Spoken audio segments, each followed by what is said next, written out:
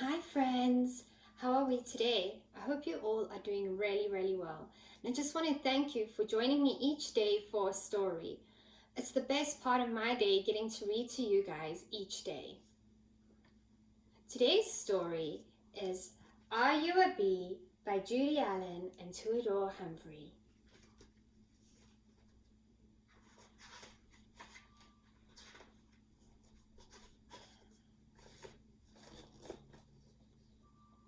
Are you a bee? Perhaps you are a honeybee. If so, your mother is a queen. She looks like this, and she lays eggs. Your life began inside one of her eggs. When you hatched, you are not a pretty sight. You are larvae. There they are.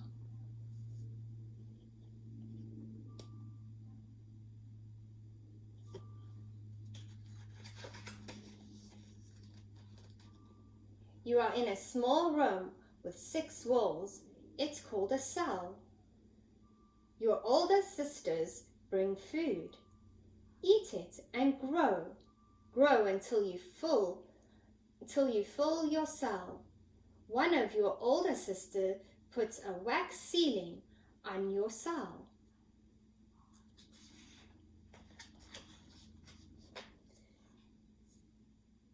Inside your closed cell, you change a lot.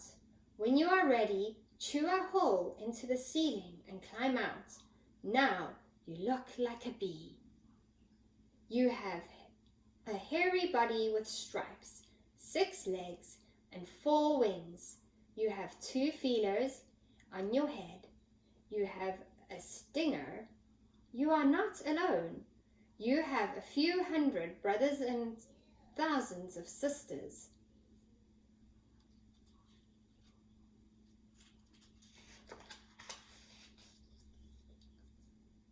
You live in a nest built by your older sisters.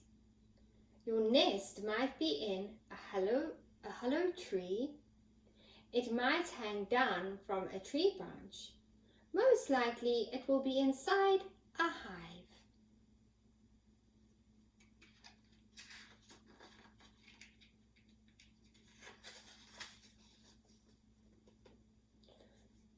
Your brothers are drones. They do not do much. You and your sisters are workers. You do everything. You clean the nest, feed the larvae, take care of the queen, and build new cells. You fan the nest with your wings to cool it in the summer. You guard the nest to keep out strange bees. Busy, busy, busy.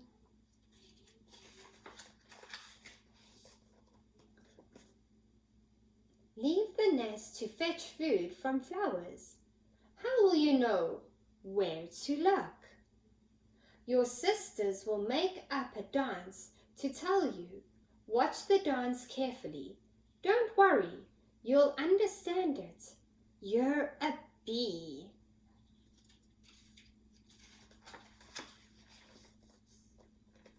There is sweet liquid in flowers. It's called nectar, and it's hidden deep inside. This is not a problem. You have a long tongue. You can reach it. You also have a special stomach to carry it in. You'll get pollen dust all over you. Scrape it off with your front legs and put in the pollen basket on your back legs.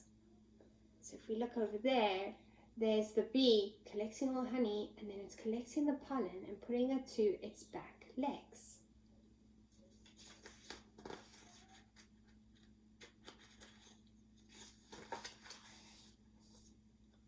When you get home, your sisters will help you put the nectar and the pollen into storage cells. Mix some of the nectar with pollen to make bee bread.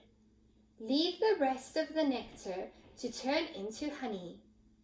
Bee bread is good to eat, so is honey. If you find a new patch of flowers, be sure to tell your sisters. How? Dance, of course.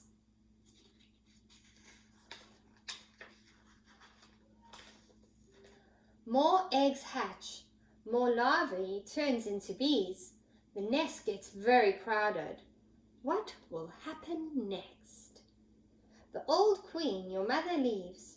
She takes you and a lot of your sisters with her. Deep in the nest, a royal larvae is hatching. She is in a different kind of cell, and she is fed rich food called royal jelly. When she becomes a bee, she is a young queen. She flies around and mates with drones from another nest so that she can lay eggs. When she flies home again, she will be the new queen.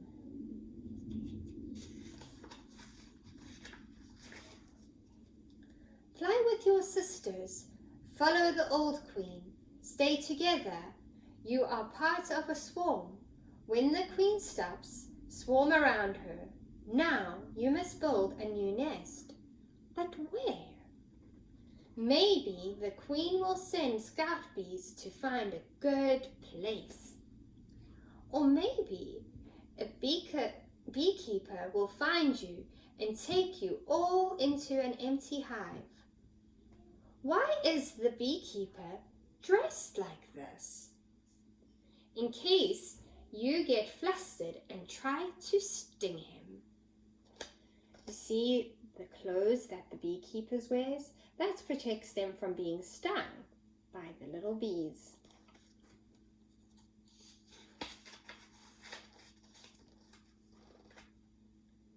However, if your mother looks a little like this, or this, or this, you are not a bee. You are a human child. You do not have a hairy body with stripes on it. You do not have a long tongue. You do not have a stinger. It is very unlikely that you have hundreds of brothers and thousands of sisters.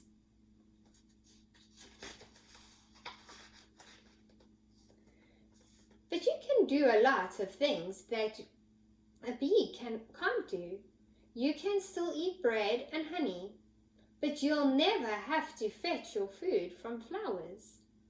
Best of all, you don't have to be busy all day long.